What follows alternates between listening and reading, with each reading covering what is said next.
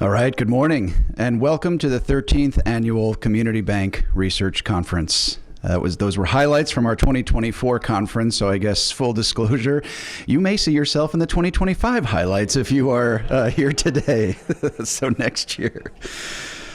This conference is being recorded, so before we start, I just ask that everybody just please check your phones, make sure they are silenced. We want to be able to ensure full engagement by all of you here in the room and, of course, from our webcast audience who are joining us via communitybanking.org. So welcome to all of you, and welcome to our webcast audience, and certainly we look forward to today's discussion and conversations as we continue this long journey that we have been on since 2013, exploring community banking research and adding just valuable perspectives through all of the community bankers, regulators, fellow researchers, policymakers in the room today. So welcome.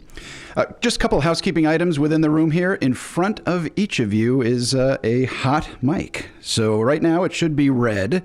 If you touch that gray spot, it becomes green, and they are very, very sensitive. So if you have a side conversation that you want everyone to hear in the room and also on the live stream, by all means, hit the gray button. Please be mindful of that.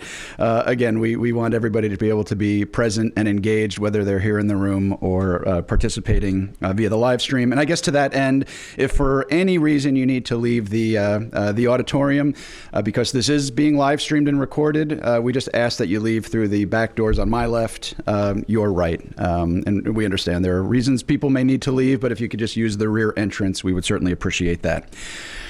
So there's a lot of elements that combine each year to make this conference what it is. It keeps changing. It keeps developing. People bring ideas, and those ideas then come to fruition each year at this conference. And all of you are part of that in many different ways. But the anchor for this conference really is our sponsoring agencies. That is the Federal Reserve System, the FDIC, and of course the Conference of State Bank Supervisors.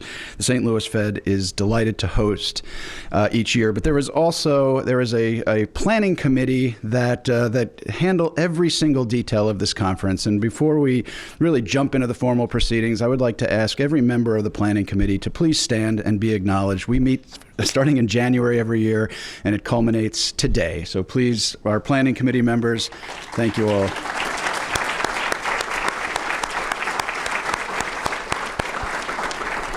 And that's not all of them. We have a number of planning committees who could not join us, but who are joining us on the live stream. So we acknowledge and thank all of you as well. Another feature of this conference is what we call the Emerging Scholars Program. This was created in the early years of the conference, and the idea of the Emerging Scholars is to identify PhD candidates that are exploring a banking or community banking related topic.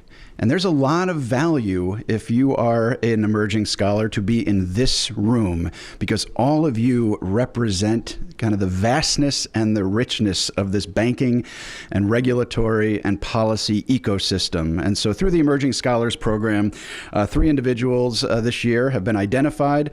They are here to talk to you. And so I would strongly encourage you during networking breaks and others to actively seek them out. I'm going to name them now, and I would ask if you stand as I call your name. Jean Kang, Haas School of Business at UC Berkeley. Anthony Weichel, University of Georgia. And Renan Liu, McMaster University. If you can join me in giving our 2025 Emerging Scholars a round of applause. Please, please, please, find them during networking breaks, talk to them. I know they are very interested in talking to you, and we are delighted. And thanks to CSBS for continuing to sponsor the Emerging Scholars Program each year.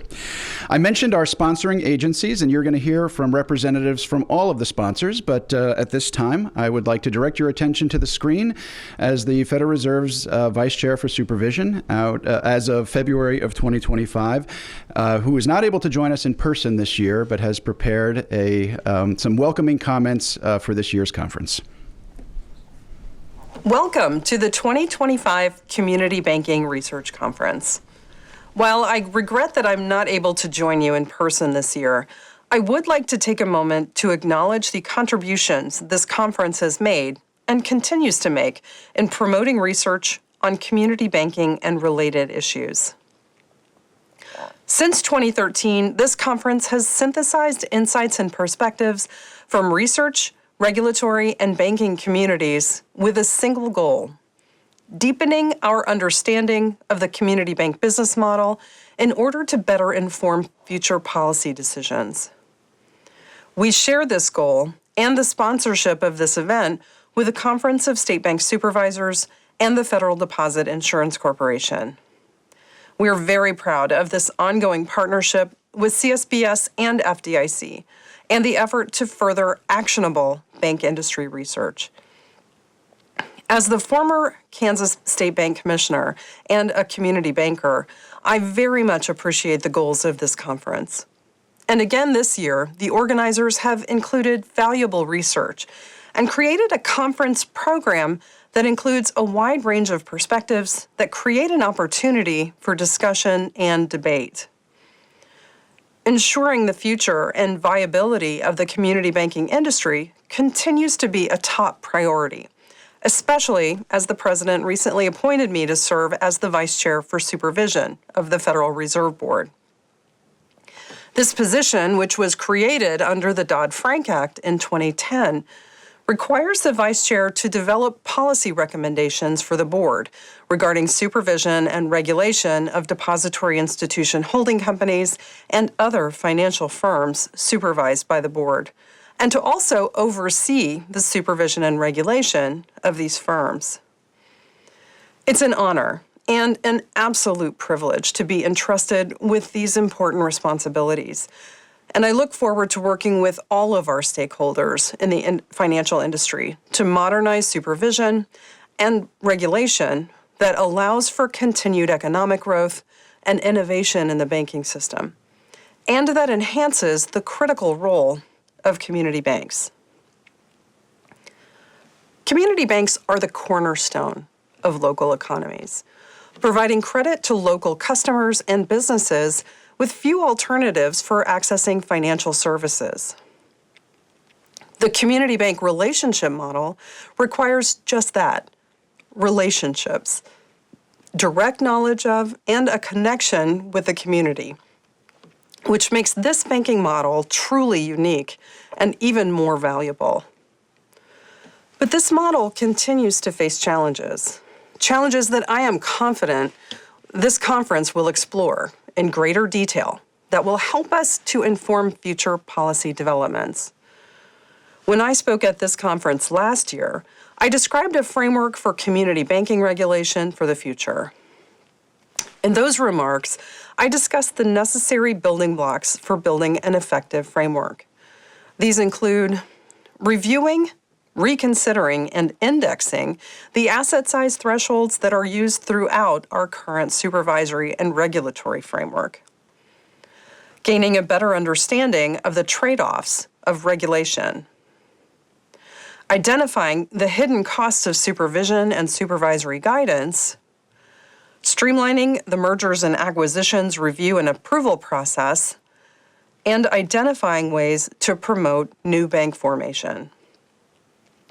Since that time, the Federal Reserve has already launched several initiatives to advance these goals, but there's more work ahead. We are also refocusing supervisory efforts on core material financial risks, reviewing the CAMELS rating framework, revising the community bank leverage ratio, and considering ways to improve the treatment of mutual banks. We are also prioritizing work to assist in the fight against fraud. In the coming years, this conference will be an important mechanism for continuing to explore challenges facing the banking industry, and especially community banks. And with the work that we're currently undertaking, we will continue to prioritize changes to the community bank regulatory and supervisory framework that will allow community banks to continue to thrive. Over the years, this conference has highlighted the important role community banks play in our economy, the impacts of regulation on our banks, the disproportionate cost burden from regulation on our nation's smallest banks, and the importance of having a strong, diversified network of community banks. It is critical that our regulatory and supervisory framework continues to support a network of these banks across and throughout the country so that they are positioned to support the economy and to meet the credit needs of their communities. As I work with staff across the Federal Reserve to enhance the Fed's supervision of banks, I'm reminded how the research presented at this conference over the years, along with the findings from the CSBS annual survey of community banks, have consistently demonstrated the need for regulatory tailoring. This has given us a better perspective to understand and measure the cost of compliance. In short, this conference truly matters. Each year, the research presented here moves us forward. It improves our understanding and, combined with other insights from key stakeholders and our own experiences, enables us to make better regulatory and supervisory decisions. From the first year of the conference in 2013, we've seen a number of changes in the banking and financial systems, in our economy, and in our supervisory and regulatory structures. The research presented here each year has evolved with these changes and has delivered critical and timely insights. I am so pleased that this conference has not strayed from its original mission, and that it continues to provide a forum for the discussion of thoughtful, timely research into our country's unique community banking business model. Community banks are vital to the U.S. economy and to the thousands of smaller local economies that they serve across the country. It's important that we continue to study and understand the important role that they play. This conference helps us to increase this understanding. In addition to presenting thoughtful research, it improves or provides an opportunity for open dialogue between community bankers, academics, and policymakers. In these ever-changing times, the unique combination of research presented in combination with real-world perspectives provides insights that help to ensure the community banking model endures well into the future.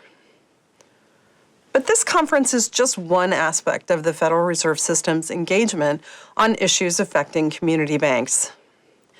Outreach to banks of all sizes, including community banks, has been a top priority for my work because your voices must be a part of the conversation in Washington. In a few days, the board will host a community bank conference in D.C. It's the first of its kind, where we're bringing together bankers, industry experts, and other stakeholders to discuss and identify the most relevant issues facing the industry. This event will be live streamed on the board's website, and it will include several unique and exciting speakers and panelists covering a number of current issues.